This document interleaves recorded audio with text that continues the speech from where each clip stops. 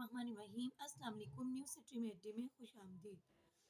आला अदलिया फैसला दे चुकी है कि 14 मई को पंजाब में इलेक्शन होंगे, लेकिन पीडीएम की हुकूमत जो है वो किसी तौर इसे मानने के लिए तैयार नहीं है।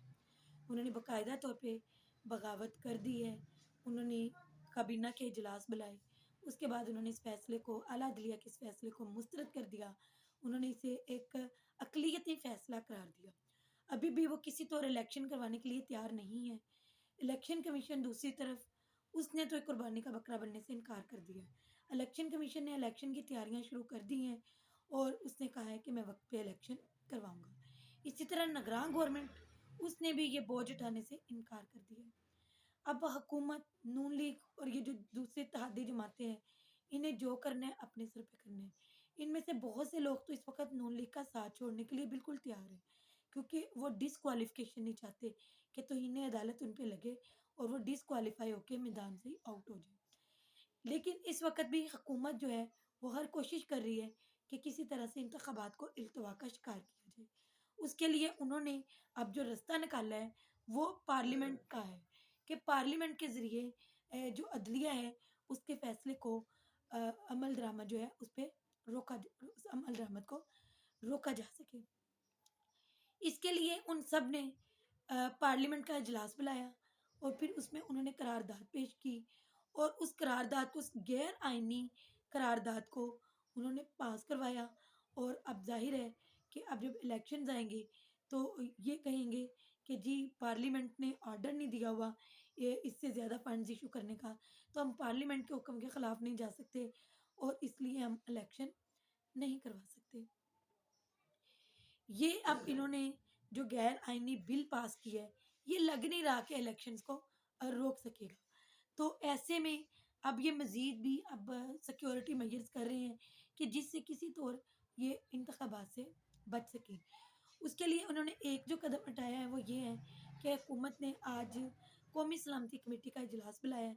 नाज़रीन, आपको बताती जाऊँ कि जो कौमी सलामती कमेटी का इजलास होता है उसमें तमाम हमारी जितनी भी फोर्सेस हैं उनके चीफ्स मौजूद होते हैं। आर्मी चीफ के साथ भी हालिया तौर पे अभी तो ये शायद 2 दिन पहले वज़ीर-ए-आज़म हाउस में वज़ीर-ए-आज़म की आर्मी चीफ से मुलाकात हुई। उसमें डीजीआईएसआई भी मौजूद थे। उसके बाद अब ये कौमी सलामती कमेटी का जो इजलास है, इसे अनाउंस कर दिया गया और आज अब वो इजलास होने जा रहे हैं। इस इजलास में ज़ाहिर है अब बहुत सी बातें तय पाएँगी और इमरान खान जो है उन्होंने उस हवाले से एक इल्ज़ाम लगाया है इस इजलास के हवाले से इस हुकूमत पे। उन्होंने ये कहा है कि अब इस इजलास के ज़रिए जो मौजूदा हुकूमत है वो सिक्योरिटी फोर्सेस को इंतखाबात में इल्तवा के लिए इस्तेमाल करना चाह रही है। मैं आपको ये वाज़ेह करती जाऊँ कि उन्होंने ये इल्ज़ाम सिक्योरिटी फोर्सेस पे नहीं लगाया, बल्कि उन्होंने ये इल्ज़ाम मौजूदा हुकूमत पे लगाया है कि उन्होंने जानबूझ के इस वक़्त कौमी सलामती कमेटी का इजलास बुलाया। अब वो सिक्योरिटी फोर्सेस को अंदर लाके इंतखाबात में इल्तवा को सिक्योरिटी इश्यूज़ को अंदर लाके इंतखाबात में इल्तवा को कायम रखना चाहते हैं कि इंतखाबात मुलतवी होते रहें और किसी तरह इंतखाबात टल जाएँ और इनकी जो शिकस्त जो इनका रास्ता देख रही है, वो टल जाए। ज़ाहिर है अब वो लॉ एंड ऑर्डर की सिचुएशन क्रिएट करेंगे। कहेंगे कि लॉ एंड ऑर्डर सिचुएशन का बहाना बनाएँगे कि इस तरह से मुल्क की सिक्योरिटी इस तरह का, आपको पता है उन्होंने अदालत में भी फंड्स का एक इश्यू रखा था, दूसरा सिक्योरिटी का रखा था। तो इमरान खान ने इस चीज़ पे वाज़िह तौर पे कह दिया है कि अगर इन्होंने ऐसे किया, तो ये बड़ी खतरनाक बात हो जाएगी। उन्होंने कहा है कि इमरान खान ने कहा है कि हुकूमत जो है नेशनल सिक्योरिटी कमेटी का इजलास बुला के सिक्योरिटी फोर्सेस को इंतखाबात में इल्तवा के लिए इस्तेमाल करना चाहती है। पहले इन्होंने अदलिया के खिलाफ एक करारदाद पेश की, आला अदलिया के खिलाफ एक करारदाद पेश की और गैर आइनी बिल पेश किया गया, फिर उसको पास करवाया गया और यानी कि ये अब इंतखाबात से भागने के लिए कोई भी रास्ता इख्तियार कर सकते हैं। उन्होंने कहा लेकिन अब अगर इन्होंने सिक्योरिटी फोर्सेस को इंतखाबात में इल्तवा के लिए इस्तेमाल करना चाहा, तो ऐसा कोई भी कदम इनको मसल्लह अफ़वाज को अदलिया और कौम के सामने कौम के खिलाफ खड़ा कर देगा। ये जो स्टेटमेंट है कि ऐसा कोई भी कदम मसल्लह अफ़वाज को अदलिया और कौम के खिलाफ खड़ा कर देगा, ये बड़ी अहम और बड़ी खतरनाक है। इससे पता चल रहा है कि अगर अब भी इस तरह का कोई कदम उठाने से ये बाज नहीं आते, تو اس کے بعد صورتحال کس قدر خراب ہو سکتی ہے۔ اب عمران خان نے اپنے اس بیان میں پوری طرح واضح کر دیا کہ یہ انتخابات سے ہر صورت فرار چاہتے ہیں، اس کے لیے پھر اب انہیں آئین توڑنا پڑے، قانون توڑنا پڑے، اپنی یعنی کہ طاقت کا استعمال کرنا پڑے، کچھ کرنا پڑے، غیر آئینی غیر قانونی قدم، کوئی بھی قدم ان کو اٹھانا پڑے، یہ اس کے لیے تیار ہے۔ یہ انتخابات کو ملتوی کروانے کے لیے کچھ بھی کر سکتے ہیں، لیکن پھر عمران خان نے باقاعدہ اس کے ساتھ وارننگ جاری کر دی کہ ہوش کے ناخن لے لیں، اگر اب بھی آپ نے یہ کیا، عدلیہ کو کمزور کرنے کی کوشش کر رہے ہیں، ایک اعلیٰ ادارے کو کمزور کرنے کی کوشش کر رہے ہیں، اور پھر اس کے بعد آپ سیکیورٹی کے ایشوز کو اندر لا رہے ہیں، تو اگر ایسا ہوا تو پوری قوم جو ہے وہ چیف جسٹس کے ساتھ کھڑی ہے، تمام وکلا برادری چیف جسٹس کے ساتھ کھڑے ہیں، اور وہ سب ان کے لیے سڑکوں پہ نکلیں گے۔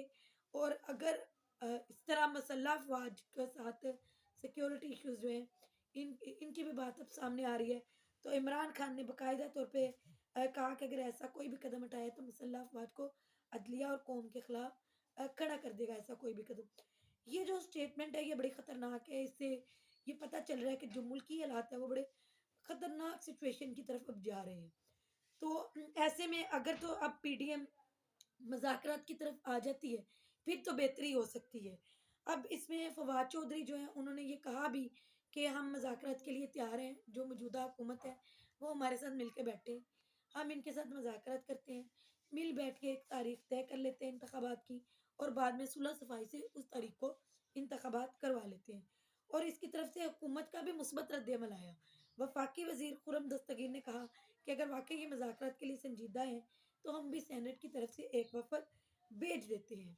یہ سارے معاملات چل رہے تھے اور یوں لگ رہا تھا کہ شاید کوئی مثبت کارروائی عمل میں آئے گی، لیکن اس کے بعد معاملہ پھر کٹائی کا شکار ہو گیا کہ جب انہوں نے تحریک انصاف کے اہم کارکن علی امین گنڈا پور کو گرفتار کر لیا۔ اب یہ کیا ہوا ہے، یہ کس طرح ہوا ہے، اس کی جو حقیقت ہے وہ آپ کو میں نیکسٹ ولاگ میں بتاؤں گی، اور آپ دعا ہماری یہی ہے کہ معاملات جو ہے وہ حل ہو جائیں، اور یہ ملک جو ہے آئینی اور سیاسی بحران کی طرف جو دھکیلا جا رہا ہے یہ اس بحران کا شکار نہ ہو۔ اب تک کے لیے اتنا ہی، نیکسٹ ولاگ میں انشاءاللہ پھر ملاقات ہوگی۔